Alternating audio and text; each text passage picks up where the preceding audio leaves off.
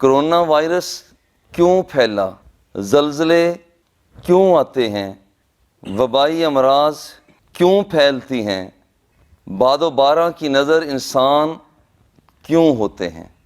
یہ وہ سوال ہے جب ہم دروازہ قرآن پہ رکھتے ہیں تو اس کے جوابات ہمیں مل جاتے ہیں۔ موجودہ حالات میں ہم یہ خبریں تو پڑھتے ہیں کہ اتنے بندے فلاں جگہ پر موت کی گھاٹ چڑھ گئے، زلزلہ آیا، اتنے مر گئے، اتنے لوگ کرونا وائرس کا شکار ہو گئے، مگر کبھی ہم نے یہ دیکھا کہ آخر یہ اتنا بڑا کام ہو رہا ہے، یہ ہو کیوں رہا ہے؟ یہ ایک بنیادی سوال ہے۔ اصل توجہ اس کی طرف ہونی چاہیے۔ جیسے بیماری کا علاج تو ہم کرتے ہیں، لیکن سیانہ ڈاکٹر ہے وہ یہ بتاتا ہے کہ یہ اصل میں بندہ مریض کیوں ہوا، یا جو بیمار ہی سمجھدار ہوتا ہے وہ کھوج لگاتا ہے یہ تکلیف مجھے ہوئی تو ہوئی کیوں ہے۔ آئیے آج ہم قرآن مقدس کے دروازے پہ چلتے ہیں۔ کرونا وائرس کیوں پھیلا، پوری دنیا لپیٹ میں کیوں آئی، ٹڈی دل انہوں نے حملہ کیوں کیا، لوگوں کو کیوں ہلا دیا گیا، یہ آج کا ہمارا عنوان ہے۔ کائنات کا سارا نظام مکافات عمل پر چل رہا ہے، جس کا مطلب ہے کہ ایک کام ہوتا ہے اور اس کا نتیجہ بس وہ نکلنا ہی ہوتا ہے۔ ہر کام کا نتیجہ نکلنا ہی ہوتا ہے۔ اب یہاں پر یہ تو نہیں ہو سکتا کہ ایک بندہ آگ لگاتا ہے تو بارش برسنا شروع ہو جائے، ایسا تو نہیں ہو سکتا۔ ایک آدمی آگ لگاتا ہے تو وہاں پر حرارت پیدا ہوگی، ایسا نہیں ہو سکتا کہ سورج چڑھ رہا ہو اور ہمیں نظر آ رہا ہو اور رات ہو، ایسا نہیں ہو سکتا۔ اگر سورج طلوع ہوا ہے تو لازمی طور پر اس عمل کا آگے، جسے ہم رد عمل کہتے ہیں یا نتیجہ کہتے ہیں، اس کا نتیجہ یہ ہوگا کہ وہاں پر دن ضرور ہوگا، سورج غروب ہوگا تو شام ضرور ہوگی، رات ضرور ہوگی۔ اب یہاں پر نتیجہ ضرور نکلتا ہے پوری کائنات کو۔ یہ بات ہم تھوڑا سا اور پھیلا کر بات کرتے ہیں۔ پوری کائنات کو اگر ہم تقسیم کریں تو دو حصوں میں تقسیم کرتے ہیں۔ ایک ہے ذوی العقول، وہ مخلوق جو باتوں کو سمجھتی ہے، اور اس میں تین چیزیں ہیں، تین مخلوقات ہیں، انسان، جن اور فرشتے، یہ ہیں ذوی العقول۔ باقی جتنی مخلوقات ہیں، جمادات ہیں، نباتات ہیں، ہم پتھروں کو دیکھ لیتے ہیں، درختوں کو دیکھ لیتے ہیں، ہم جانوروں کو، بھیڑ بکری کو دیکھ لیتے ہیں، یہ ساری جتنی چیزیں ہیں، آسمان پر چمکتے ہوئے ستارے ہیں، سیارے ہیں، افلاک ہیں، پہاڑ ہیں، یہ ساری چیزیں وہ ہیں جو غیر ذوی العقول، ذوی العقول کہتے ہیں عقل والی چیز، اور غیر ذوی العقول کا مطلب ہے جو عقل والی نہیں ہے۔ یہ کتنے کتنے بڑے پہاڑ ہیں، مگر آپ نے کبھی نہیں دیکھا ہوگا کہ یہ لوگوں کو کچھ بتا رہے ہوں کہ ایسا ہے ایسا ہے، چونکہ یہ پہاڑ ضرور ہے، بہت بڑا ضرور ہے، مگر ذوی العقول میں سے نہیں ہے۔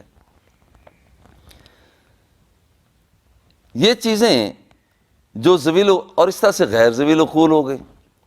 اب اللہ جل جلالہ نے جتنی بھی غیر ذوی العقول ہیں چیزیں، یعنی یہ جو تین چیزیں ہیں، انسان، جن اور فرشتے، ان کے علاوہ باقی جتنی چیزیں ہیں غیر ذوی العقول، وہ والی چیزیں، اور ذوی العقول میں سے فرشتے، انہیں تو اللہ جل جلالہ نے پابند کر دیا ہے کہ تم نے یہ کام کرنا ہے۔ ذوی العقول میں سے فرشتے قیام کی حالت میں وہ مسلسل قیام کر رہے ہیں، رکوع کی حالت میں جب سے ہیں تب سے وہ رکوع میں ہی پڑے ہوئے ہیں، جو سجدے میں ہیں وہ قیامت تک وہ سجدے میں ہی پڑے رہیں گے۔ اسی طرح سے جو غیر ذوی العقول ہیں، جو ان کا کام ہے بجلی کا کڑکنا ہے، بادل کا برسنا ہے، وہ اپنا کام کر رہے ہیں۔ وہ اسی طرح سے سورج ہے وہ چمکتا ہے، دن آ جاتا ہے، غروب ہوتا ہے، وہ رات ہو جاتی ہے۔ یہ غیر ذوی العقول پابند ہیں کہ تم نے یہ کام کرنا ہے۔ جو کچھ یہاں پر ہوتا ہے اس کے بعد، اس ایک عمل کے بعد دوسرا عمل قدرتی طور پر ہوتا رہتا ہے، دوسرے عمل نے ہونا ہی ہونا ہوتا ہے، وہ لازمی، ہم کھدائی کرتے رہیں لازمی بات ہے کہ نیچے سے پانی نکلنا ہی نکلنا ہے، یہ ایک لازمی عمل ہے۔ اسی طرح سے جب چاند 14ویں کا چاند ہوتا ہے، یہ ایک لازمی امر ہے، یہ عمل ہوگا کہ 14ویں کا چاند ہوگا تو جوار بھاٹا بننا ہی بننا ہوتا ہے۔ سمندر کراچی میں دیکھ لیجئے، وہ سمندر کی سطح بلند ہو جاتی ہے۔ 14ویں کا چاند جب چمکتا ہے تو سمی جانور جن کے اندر زہر ہوتا ہے، وہ قدرتی طور پر ان کا زہر زیادہ ہونا ہی ہونا ہوتا ہے۔ جو چیزیں ڈنگ مارتی ہیں وہ 14ویں کی رات کو ان کے اندر ڈنگ مارنے کی صلاحیت زیادہ ہونی ہی ہونی ہوتی ہے۔ انسان کے اندر ایک مچلنے کی کیفیت ہونی ہی ہونی ہوتی ہے۔ یعنی غرض یہ ہے کہ جب ایک عمل ہوتا ہے تو دوسرا عمل اس کے ساتھ لازمی وہ طے شدہ ہوتا ہے، اس کے بعد یہ کچھ ہو کر ہی رہنا ہے۔ لیکن ایک انسان، جو چیزیں ہمیں نظر آتی ہیں ان میں سے ایک انسان ایسی چیز ہے کہ اللہ جل جلالہ نے اس حضرت انسان کو کسی کام پر مجبور نہیں کیا۔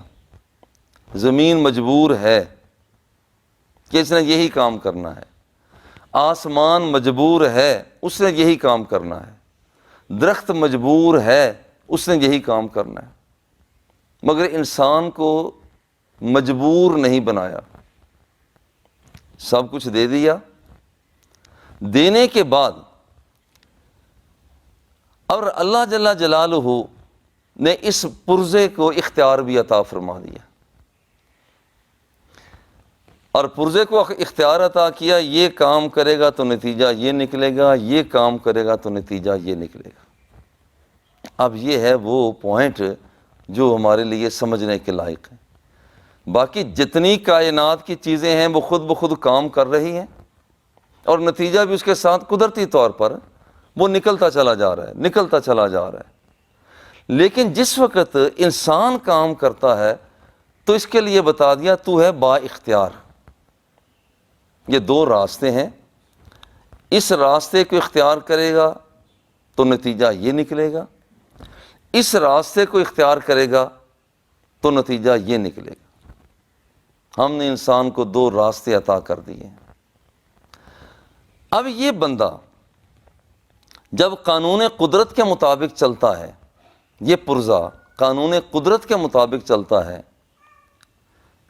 سادہ سے لفظوں میں اللہ کے بتائے ہوئے راستوں پر چلتا ہے تو نتیجہ اچھا نکل آتا ہے۔ اور یہی پرزہ جس وقت یہ برے راستے کو اختیار کرتا ہے تو نتیجہ برا نکل آتا ہے۔ اگر اللہ کے بتائے ہوئے راستے پر چلتا ہے نتیجہ اچھا نکلتا ہے، من عمل صالحا من ذکر او انثی وهو مؤمن فلنحیینہ حیاتا طیبہ، کہ جو شخص بھی اچھا کام کرتا ہے ہم اسے ہمیشہ ہمیشہ کی پاکیزہ زندگی عطا کر دیتے ہیں۔ قد افلح من زکاہا، اصل میں کامیاب وہ ہو گیا کہ جس نے اپنے نفس کو پاک کر لیا۔ قد خاب من دساہا، اور جس نے برے راستے کو اختیار کیا، جس نے اپنے آپ کو میلا کچیلا کر لیا، وہ اس نے اپنے آپ کو خیب و خاسر کر لیا۔ نتیجہ سامنے ہے۔ اس بندے کا آگے بڑھنا، لہذا کائنات کا جتنا بھی معاملہ ہے وہ سارے کا سارا چل رہا ہے، یہ عمل کے بعد اس کا نتیجہ ہے۔ سادہ سے لفظوں میں ہم کہتے ہیں بھئی یہ تو مکافات عمل ہے۔ ایک آدمی اسے تکلیف ہو جاتی ہے، شدید ہو جاتا ہے، کہ بعض اوقات لوگ تبصرہ کہتے ہیں بھئی یہ تو ہونا ہی تھا، مثلا ایک آدمی نے اسے کوئی پھینٹی لگا دی، اور بھئی یہ تو یہ تو ہونا ہی تھا، بھئی اس نے بھی تو اسے مارا تھا۔ یہ ایک عموماً ہم جملہ بولتے ہیں آج کے سبق کے لیے، ہمارا سادہ سا بھئی یہ تو ہونا ہی تھا، اس نے بھی تو اسے مارا تھا۔ بس وہ یہی بات ہے، مکافات عمل ہے۔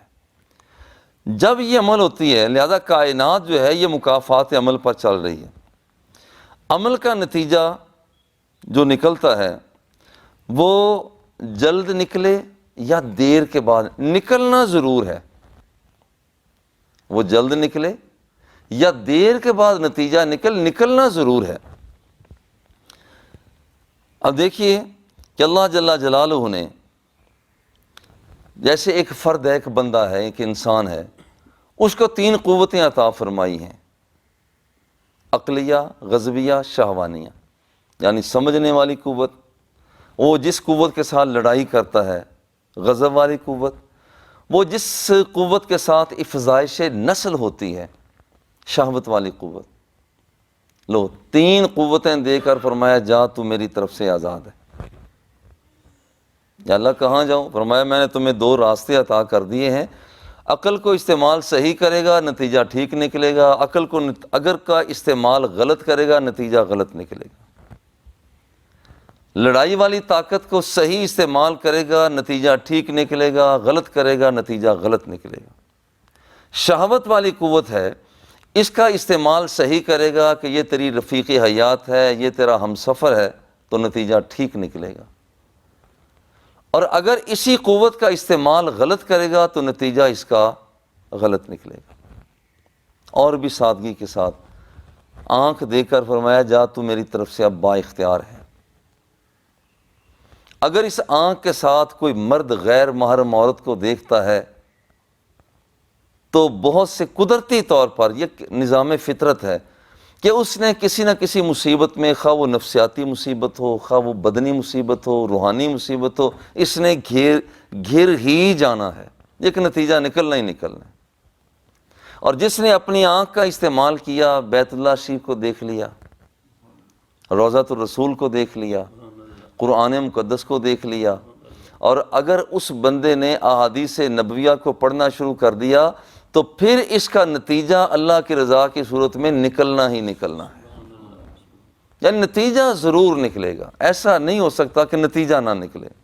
کانوں کی سماعت ہے، کانوں کا استعمال صحیح کر دیا ہے، قرآن مقدس کو سنا، احادیث نبویہ کو سنا، دروس کو سنا، نعت خوانی کو سنا، حمد و ستائش کو سنا، نتیجہ ٹھیک نکلے گا۔ اسی سماعت کے ساتھ سرنگیوں کی کیں کیں کو سنا، گھونگھروں کی چھنکار کو سنا، ڈھولک اور ڈفلی کی تھاپ کو سنا۔ اس آدمی نے جس وقت ان چیزوں کو سنا، غلط انداز میں شہوت بھرے جملوں کو سنا، نتیجہ غلط نکلنا ہی نکلنا ہے۔ یہ نہیں ہو سکتا کہ یہ کام کر رہا ہے اور نتیجہ نہ نکلے۔ اب وہ بندہ جو قانون قدرت کے مطابق چلتا ہے، اس کے لیے فرماتا ہے قد افلح من زکاہا۔ یہ بندہ جس نے اپنی آنکھ کا استعمال ٹھیک کیا، سماعت کا استعمال ٹھیک کیا، اس نے اپنی سونگھنے والی قوت کا استعمال ٹھیک کیا، ذائقے والی قوت کا استعمال ٹھیک کیا، اس نے اخذ و بطش والی قوت کا استعمال، پکڑنے والی قوت کا استعمال ٹھیک کیا، جسے ہم حواس خمسہ ظاہرہ کہتے ہیں، جس کے اندر یہ قوت ذائقہ ہے، قوت شامہ ہے، قوت باصرہ ہے، قوت سامعہ ہے، اور قوت لامسہ ہے، پکڑنے والی قوت، محسوس کرنے والی۔ یہ جب صحیح استعمال کرتا ہے، اللہ فرماتا ہے قد افلح من زکاہا۔ جس نے میرے کامیاب بندے کو دیکھنا ہو وہ میرے اس بندے کو دیکھ لے، نتیجہ نکل کے رہے گا۔ اور جس نے برا کام کیا وقد خواب من دساہا، جس نے اس کو اندھیرے میں لے گیا، وہ اس نے گرد آلود کر لیا، وہ برباد ہو گیا، نتیجہ تو نکلنا ہے۔ اسی طرح سے تھوڑا سا ہم جب آگے بڑھتے ہیں، یہ تو ایک فرد تھا نا، نتیجہ تو نکلنا ہے، ذرا توجہ دیں، نتیجہ نکلنا ہے۔ اسی طرح جب ایک فرد اپنے گھر کو اختیار کرتا ہے، گھر کی زندگی کو اختیار کرتا ہے، اللہ جل جلالہ نے اس کے اندر رشتے بنا دیے ہیں۔ یہ میاں بیوی کا رشتہ ہے، یہ والدین کا رشتہ ہے، والدین اور بیٹے کا رشتہ ہے، یہ خاوند اور بیوی کا رشتہ ہے، یہاں پر یہ والدین اولاد کا رشتہ ہے، یہ بھائیوں کا بھائیوں کے ساتھ، بہنوں کے ساتھ، بہنوں کا بھائیوں کے ساتھ رشتہ ہے۔ اسی طرح سے یہاں پر یہ رشتہ ہے کہ یہ تمہارے خادمین ہیں، خدام کام کرنے والے ہیں، یہ تمہارے مملوک ہیں، یہ آقا ہیں، لو یہ کتنے رشتے قائم ہو گئے۔ اب اللہ جل جلالہ فرماتا ہے، سب رشتے دے کر فرماتا ہے یہ سیدھا راستہ ہے، یہ غلط راستہ ہے، یہ کام کرے گا تو یہ نتیجہ نکلے گا، یہ کام کرے گا تو نتیجہ یہ نکلے گا۔ فرماتا ہے قوا انفسکم واہلیکم نارا، اپنے آپ کو بھی آگ سے بچاؤ، اپنے گھر والوں کو بھی آگ سے بچاؤ۔ اور فرمایا خیرکم لأہلہ وانا خیرکم لأہلی، حضور فرماتے ہیں تم میں سے بہتر بندہ وہ ہے جو اپنے گھر والوں کے ساتھ بہتر ہے، اور میری طرف دیکھو میں اپنے گھر والوں کے ساتھ بہتر انداز میں رہتا ہوں۔ کوئی بندہ کرے گھر میں لڑائی اور کہے امن ہو جائے، ہو نہیں سکتا۔ کرے بیوی پر ظلم اور کہے کہ میرے گھر کے اندر خوشیاں آ جائیں، ہو نہیں سکتا۔ مارتا ہے حق چھوٹوں کا اور پھر کہے کہ راحت مل جائے، ہو نہیں سکتا۔ بہنوں کا حق مار لیا پھر کہتا ہے مجھے سکون مل جائے، ہو نہیں سکتا۔ اب نتیجہ ضرور نکلنا ہے، پہلے ایک بندے کا نتیجہ نکلتا ہے، پھر گھر کی زندگی میں، اس سے اگلے سٹیپ پر زندگی بڑھتی ہے تو وہ سیاست مدنیہ آ جاتی ہے، ہمارے یہ شہری سیاست، اس کی سیاست آ جاتی ہے۔ اب اس کے اندر بھی ہم دیکھتے ہیں کہ اس کے اندر پڑوسی آ جاتا ہے جس کے ساتھ ہم آگے بڑھتے ہیں۔ اس کے لیے فرمایا احسن الی جارک تکن مسلما، اعلیٰ درجے کا مسلمان بننا چاہتا ہے تو اپنے پڑوسی کے ساتھ حسن سلوک سے پیش آ، اس سے آگے بڑھ۔ وَأَحِبَّ لِلنَّاسِ مَا تُحِبُّ لِنَفْسِكَ تَكُن مُؤْمِنًا، دوسروں کے لیے وہی کچھ پسند کر جو اپنی ذات کے لیے پسند کرتا ہے، اعلیٰ درجے کا ایماندار بن جائے گا۔ اور اگر نتیجہ ادھر یہ نکلے گا، پڑوسی کے ساتھ حسن سلوک کرے گا، اعلیٰ درجے کا مسلمان، پڑوسی سے پیار کرے گا، بہترین قسم کا مسلمان، جو اپنے لیے پسند کیا دوسرے کے لیے وہی کچھ پسند کیا، بہترین قسم کا مسلمان۔ اور دوسرا راستہ کون سا ہے؟ حق کو کھا لیا، پڑوسی کو تنگ کرنا شروع کر دیا۔ اب اس کا نتیجہ اس کا متضاد کر لے، نتیجہ ضرور نکلنا ہے۔ جب ہماری زندگی تھوڑی سی اس سے آگے اور بڑھتی ہے تو پھر ہمارا پورے ایک شہر نہیں پورا ملک آ جاتا ہے، وہاں پر حاکم اور محکوم کا رشتہ، یعنی حاکم اور رعایا کا رشتہ یہ آگے بڑھتا ہے۔ حاکم سے کہا جاتا ہے کہ تو نے کیسے آگے بڑھنا ہے، رعایا سے کہا جاتا ہے کہ اگرچہ کوئی بندہ وہ تمہارا لیڈر وہ سیاہ فام ناک کٹا ہوا ہی کیوں نہ ہو، تم نے اس کی بھی قیادت کو تسلیم کرنا ہے اور اس کے کہے پر چلنا ہے۔ ہمارا بھی امتحان عوامی حلقوں کا، اور جو سربراہ مملکت ہے اس کا بھی امتحان ہوتا ہے کہ اس نے رعایا کو چلانا کیسے ہے۔ حضرت عمر رضی اللہ تعالیٰ عنہ فرماتے ہیں کہ اگر کوئی کتا بھی دریائے فرات پر بھوک کی وجہ سے مر گیا تو میں اس کا ذمہ دار ہوں۔ یہ حاکم اور رعایا کا آپس میں تعلق بنا دیا۔ اب مکافات عمل جس طرح سے افراد پر جاری ہوتا ہے اسی طرح سے قوموں پر بھی جاری ہوتا ہے۔ مجموعی طور پر ایک قوم اچھا کام کرتی ہے، نتیجہ اچھا نکلے گا۔ مجموعی طور پر ایک قوم ایک طبقہ کام برا کرتا ہے تو وہ نتیجہ برا نکلے گا۔ لو یہ ہے وہ بات جہاں ہم پہنچنا چاہتے ہیں۔ اب ہم ذرا سوچیں، ذرا غور کریں کہ جب مکافات عمل کا وہ آگے اس نے بڑھنا ہی بڑھنا ہے، وہ تو نتیجہ نکلنا ہی ہے۔ اللہ جل جلالہ ارشاد فرماتا ہے ان اللہ لا یغیر ما بقوم حتی یغیروا ما بانفسہم، وہ نعمتیں برس رہی ہیں۔ دیکھیں کتنی نعمتیں ہیں دنیا جہان کے اندر، نظر ہم دوڑاتے ہیں تو نعمتوں پر نعمتیں آ رہی ہیں۔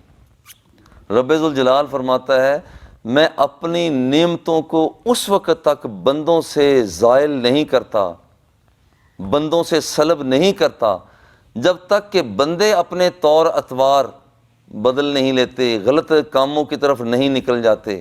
میں تو ان پر بارش برساتا ہوں، میں تو ان پر رحمتیں بھیجتا ہوں، لیکن جب بندے ہی وہ ان رحمتوں کا استحقاق نہ رکھ رہے ہوں تو پھر میں اپنی رحمتوں کو پیچھے کھینچ لیتا ہوں۔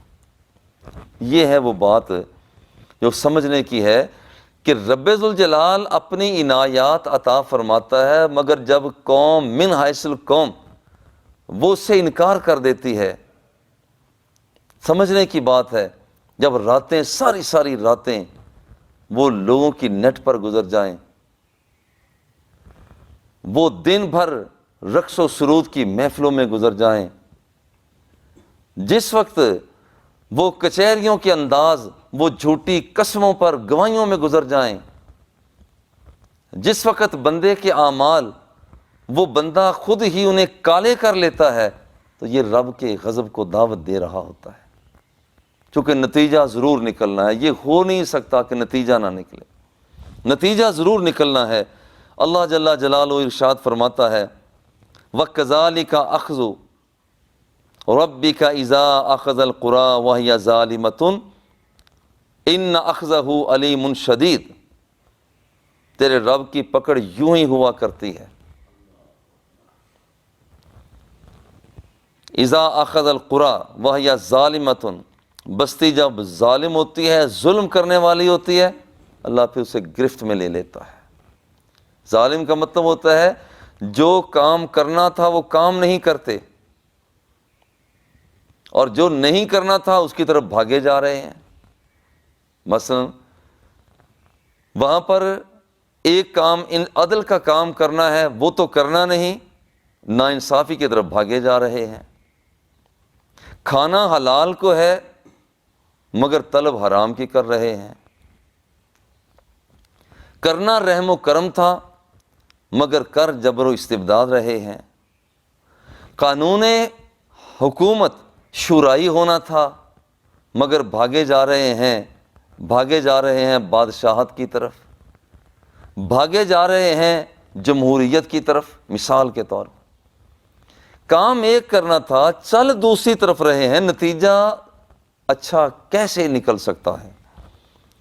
فرمایا ان اخذہ علیم شدید، اللہ جل جلالہ کی پکڑ وہ بڑی سخت ہے۔ اور دوسرے مقام پر فرمایا وَلَقَدْ أَهْلَكْنَا الْقُرُونَ، وہ دیکھو ہم نے کتنے زمانوں کو ہلاک کر دیا۔ اب یہ قوم سمود کتنی بڑی قوم تھی، صالح علیہ السلام کی قوم کتنی بڑی قوم تھی، مگر قانون قدرت کے خلاف چلے، ہلاک کر دیے گئے۔ وَلَقَدْ أَهْلَكْنَا الْقُرُونَ مِن قَبْلِكُمْ، تم سے پہلے بھی یہ حالات پیدا ہوئے تھے، ہم نے نہیں دیکھا یہ ہزاروں مر رہے ہیں، لاکھوں مر رہے ہیں، کروڑوں مر رہے ہیں۔ جب قانون فطرت سے ہٹ کر چلے تو ہم نے انہیں برباد کر دیا۔ وَلَقَدْ أَهْلَكْنَا الْقُرُونَ مِن قَبْلِكُمْ، ہم نے انہیں ہلاک کر دیا جس وقت کہ انہیں ظلم سے کام لیا۔ وَجَاءَتْهُمْ رُسُلُهُمْ بِالْبَيِّنَاتِ، اور ان کے رسول ان کے پاس واضح نشانیاں لے کر آئے، لوگوں یہ حق ہے یہ باطل ہے۔ آج ہمارے اندر اس وقت آمنے سامنے رسول تو نہیں ہیں، مگر رسول پر نازل کی ہوئی کتاب آج بھی ہماری رہنمائی کر رہی ہے کہ لوگوں یہ حق ہے یہ باطل ہے، آ جاؤ اس راستے پر آ جاؤ، یہ صحیح ہے، یہ راستے پر نہ جاؤ، یہ غلط ہے۔ وَمَا كَانُوا لِيُؤْمِنُوا، اور یہ تو ایمان جو برباد کر دیے گئے، وہ انہوں نے مایوسی پھیلا دی، یہ تو ایمان لانے والے تھے ہی نہیں۔ كَذَلِكَ نَجْزِي الْقَوْمَ الْمُجْرِمِينَ، ہم مجرم قوم کو ہم اسی طرح سے بدلہ دیا کرتے ہیں۔ اب ذرا ہم سوچیں اپنی جگہ پر کہ ہمارے انفرادی سطح پر، گھر کی سطح پر، معاشرے کی سطح پر، قومی سطح پر، ملکی سطح پر ہمارے حالات کدھر جا رہے ہیں۔ اور ایک اور بات جو ایک سوال تو پیدا ہوتا ہے کہ یہ جو نیک لوگ جو ہیں انہوں نے تو مسجد میں جاتے ہیں، نماز بھی پڑھتے ہیں، روزے بھی رکھتے ہیں، حج پر بھی جاتے ہیں، وہ کرونا کا شکار کیوں ہو جاتے ہیں، وہ زلزلوں کی زد میں کیوں آ جاتے ہیں، ان پر باد و بارہ کیوں اثر انداز ہوتی ہے، وہ کیوں پھڑک جاتے ہیں، آؤ وہ بھی قرآن مقدس عطا فرماتا ہے۔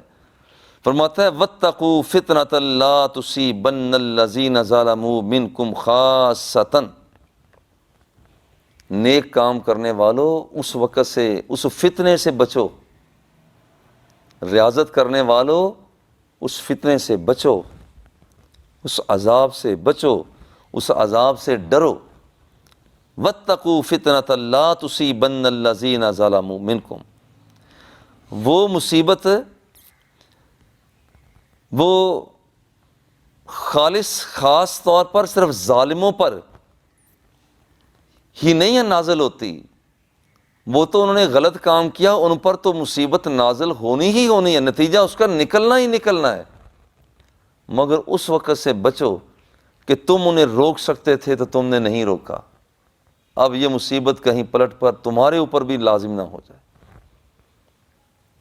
جب قوم من حیث القوم بے حس ہو جاتے ہیں قومی سطح پر، وہ افراد ان میں سے کچھ اچھے بھی ہوتے ہیں، مگر جب پوری قوم عذاب کی لپیٹ میں آتی ہے تو پھر اسی طرح سے وہ جو نیک لوگ ہوتے ہیں وہ بھی اس کی لپیٹ میں آ جایا کرتے ہیں، کچھ نہیں بچتا۔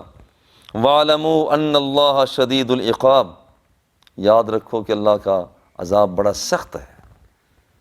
آج سوچنے کی ضرورت ہے انفرادی زندگی پہ، اجتماعی نظام حیات میں، قانون سیاست و ریاست میں، ہمارے معیشت کے نظام میں سوچنے کی ضرورت یہ ہے کہ ہم کہاں کہاں پر غلطیاں کر رہے ہیں۔ نتیجہ چونکہ ضرور نکلنا ہے، جب نتیجہ نکلنا ہے آئیے آج ہم دوسروں کی طرف کہ یہ ایسا ہے، یہ ایسا ہے، آج سے اپنے آپ کو سوچنا شروع کریں، میں کیسا ہوں، میری آنکھ کہاں اٹھ رہی ہے، میری سماعتیں کہاں جا رہی ہیں، میرے دل کی دھڑکنیں وہ کہاں پر سامنے آنے والی تھی کہاں جا رہی ہیں، میرے تخیلات اور افکار کا دائرہ کیا ہونا چاہیے تھا کہاں جا رہا ہے۔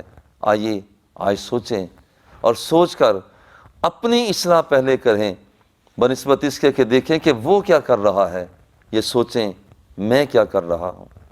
وصلی اللہ تعالی علی حبیبہ و آلہ و اصحابہ اجمعین۔